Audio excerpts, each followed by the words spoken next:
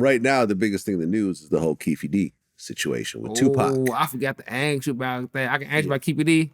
But, you know, I mean, people, like a lot of people say, well, it was Pac's fault because he jumped on Orlando when he should have done that shit. This is a known gangster and everything else like that. But then again, you got to look back and say, well, Pac was 25. And I just told people, I'm like, they're like, what you got to do today? I'm like, man, I got to go holler up at my nigga Vlad, man. They get the Vlad, man, he just got Tupac, he got Tupac killer locked up. I say, I'm going to tell you one thing I know about Vlad. Vlad, before I ever did any Vlad interview, he always asked me, is anything you want to talk about, anything you don't want to talk about, all type of shit. Vlad ain't just no motherfucker trying to get nobody in trouble, but Vlad do got a big platform. So maybe some shit that wasn't paid attention to on a smaller platform, now it's going to pay attention to it when Vlad posted because it's a bigger platform. Man, that nigga did that to himself, man. Well, he wrote a book. And all you did was just answer about the book. Exactly. So it's like, my interview was about his book, and we went into detail about his book. So how the fuck anybody be mad at you? People always I saw you on a whole, like, was you on the news or some shit? Yeah, that was the Piers news. Morgan. What the fuck? I'm like, this man on the news. Like, yeah, so you stood your ground, man. Look, I'm just... Yeah, man. Well, I mean, it's one of those situations where this is the first time I've ever heard of an interview potentially being used in a criminal case. So they used the interview? I think so, yeah. Shut my bitch ass on it. I mean, but he talked about the shit in the book. I'm saying, though, so I'm gonna ask him about it. And at the end of the day, listen, if I am taking the partial blame of the biggest rapper of all time, his murder being solved, I'm okay with that. Yeah, because you're a Tupac fan. I'm a Tupac fan. But like, I'm like this though. You can't even. I'm sorry to say, Vlad, but this had nothing to even do with you. For how much pussy was you trying to get as a man growing up? Like, yeah, bitch, we don't want to kill Tupac. Like, you was just going somewhere like, nobody was believe you so much. Like, yeah. Like, you was just in the crib playing random shit like, hey, you saw that? Saw how they slid on Tupac? I was in the car, bitch. And nobody believed you so bad that you had to write a book about the shit. And then the book obviously didn't hit like you wanted to hit. You have to go, like, reiterate this shit, like, through all the social media platforms. Like, man, look, I'm the one who did this shit. So, like, you kind of wanted to go to jail. Well, this is what I think happened. Why the fuck would you want people to know this? Before he wrote the book and before I did the interview. Because what role did he play? I don't he was in the car. He was just in the car. He was the uncle of the shooter. Man, what the fuck is you telling me? He was like the OG of that crew. Right. But I mean, here's the thing. Here's what I think really happened, right? All right, so who killed Biggie? I don't know. That one I really don't know. His ass know. He knows. He claims he knows, but I don't know. I don't know. But here's what I think happened. Because way before the interview or the book or whatever else, he had a proffer agreement. Keefe D had a big PCP case, right? He was from Sharm? Yeah, like he was manufacturing PCP. Yeah.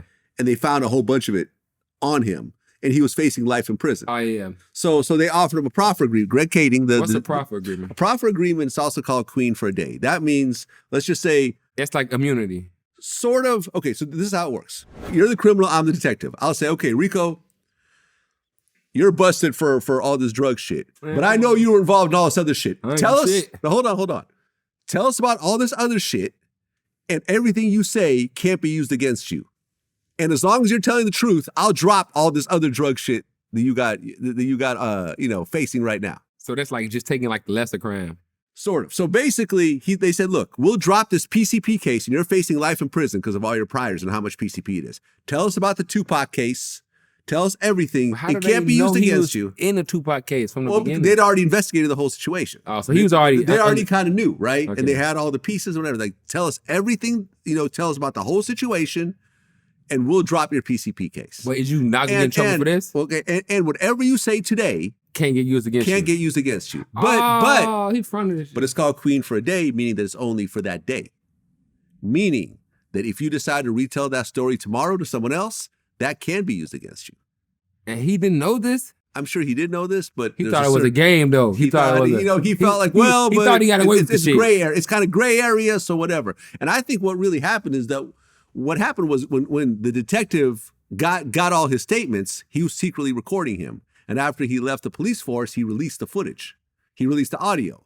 So I think everyone was like, oh, Keefe's a snitch, Keefe's a snitch, Keefe's a snitch. So I think he was like, something, I'm going to do an interview and prove to people that I'm not really a snitch. And I'm going to write a book about it. That's what I think happened. I think that he was bothered over people saying certain things about him, and he felt like he had to clear his name. But you're clearing your name over a murder case which has no statute of limitations. Murder don't got no statute. Exactly.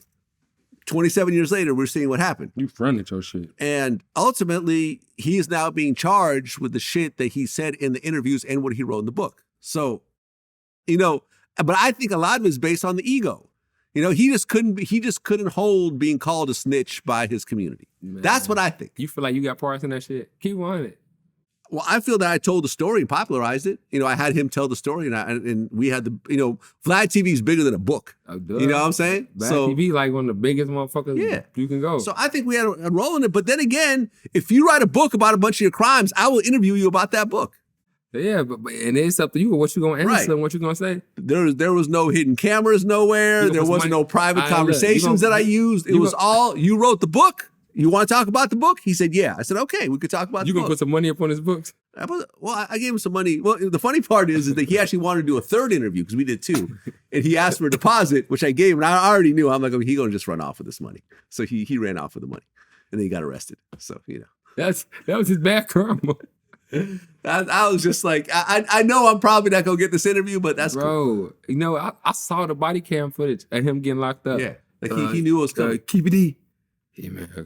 My head, like, biggest case in Las Vegas. You just got away with this shit for years. What the fuck made you read? It's like you ever heard the term leave well enough alone? Yeah. That's the fuck.